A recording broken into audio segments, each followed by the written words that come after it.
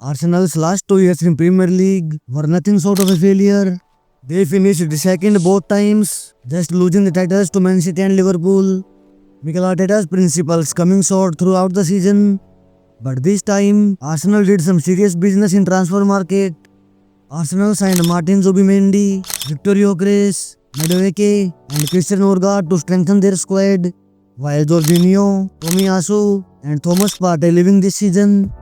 So how Arteta will lead Arsenal to the glory this season and what tactical principles he will be using?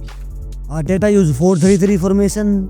With all the new signings, the major difference will be on three key positions. First is defensive mid, where Zubimendi will start. Second, Victor Gyökeres will start as centre forward. And third, Madueke will be alternative option to Saka and Martinelli. Last season, Arteta used one full-back to inverted midfield, and this leads to 3-4-3 shape. This is popular trend in Premier League, and every big team tried to use this approach. But why it fails for Arsenal? The first reason is lack of flexible centre forward who can drop to receive the ball, as well as can threat opponent defenders with a long ball over the top. The second reason is the attacking zone. Arsenal attack more from the right flank, where Saka is more effective in 1v1 situations around the box.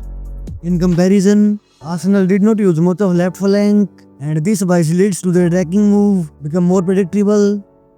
In mid-block, Lewis Kelly moves inside to create midfield box with Partey, Rice and Odegaard. Havertz playing as centre forward was effective in receiving the ball from defenders, but when it comes to make the run behind the opponent defense line, Havertz was lacking to fill the space. To solve this, Arteta used Merino as centre forward, who played as a target man, receiving the long ball from defenders and even dropping into midfield when it comes to overload the centre. When Merino drops in midfield, then Martinelli makes the run to receive a quick pass to beat opponent defense line.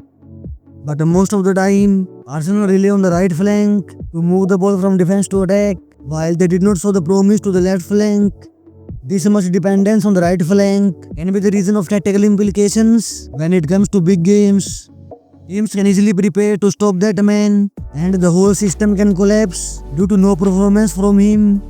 Then how Gyökeres gonna solve this problem? If yes, then how? And if not, then why not?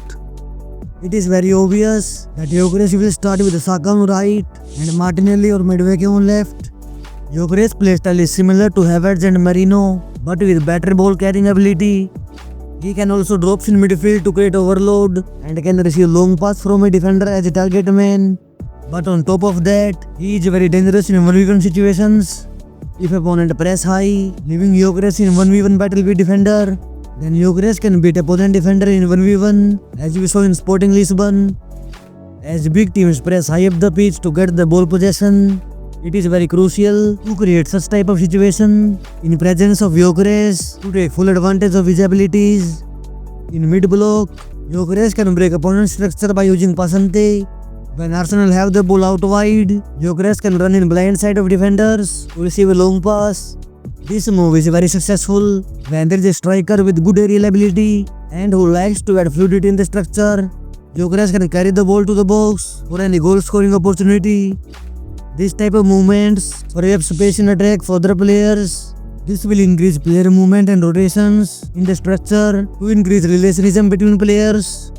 While on the other hand, Havertz and Merino did not show these type of movements, and their role on the ball was very limited due to opponent marking.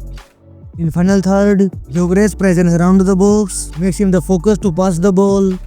Gyökeres can receive a pass from teammates around the zone 14 and can hold the ball for layoff it to other players to create goal scoring chances.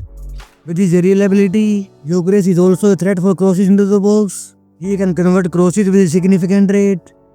Zubimendi will play the defensive mid.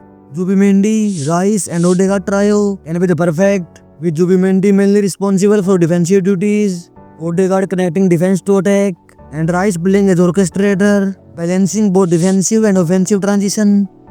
Depending on the situation, they can switch into 2-1 and 1-2 shape in midfield to move the ball forward.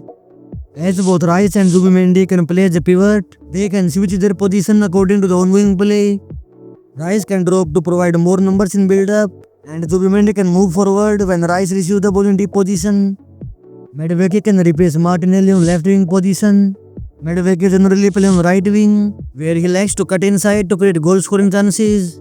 But as Saka is playing on the right, Madueke will play the left winger, stretching the defense line to create space for other players to tuck in. Madueke's presence does not affect Arteta's system in big extent. Moreover, he will be a strong contender on left wing and just a backup for Saka on right. Well, there is no much wait to see as season is starting next week. So what do you think of it? Comment below. Leave a like, subscribe and thanks for the watching.